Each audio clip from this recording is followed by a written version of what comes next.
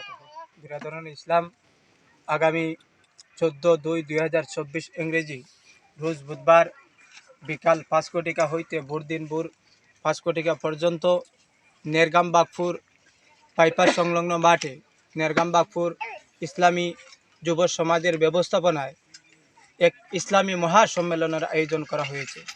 উক্ত সম্মেলনে সভাপতির আসন অলঙ্কৃত করবেন আলহাজ হজরত মৌলানা শাহ সুফি মবরুর আহমদ বড়বইয়া সাহেব বাগাডরি। সহসভাপতি হিসাবে আসন অলঙ্কৃত করবেন আলহাজ হজরত মৌলানা আব্দুল বাসির সাহেব সাবজাদাহে টান্টু।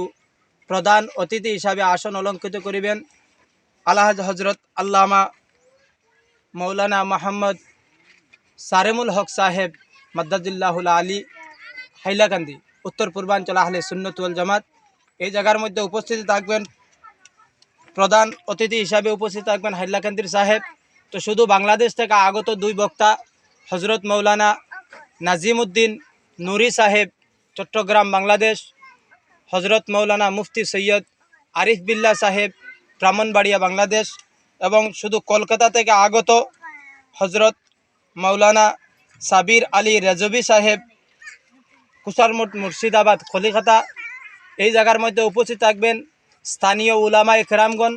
আপনারা যে যেখান থেকে দেখছেন, আপনারা প্রত্যেকের দাওয়াত এই মোবারক মাহফিলের আহলে সুন্নাত ওয়াল জামাতের পক্ষ থেকে আপনাদেরকে দাওয়াত দেওয়া হয়েছে।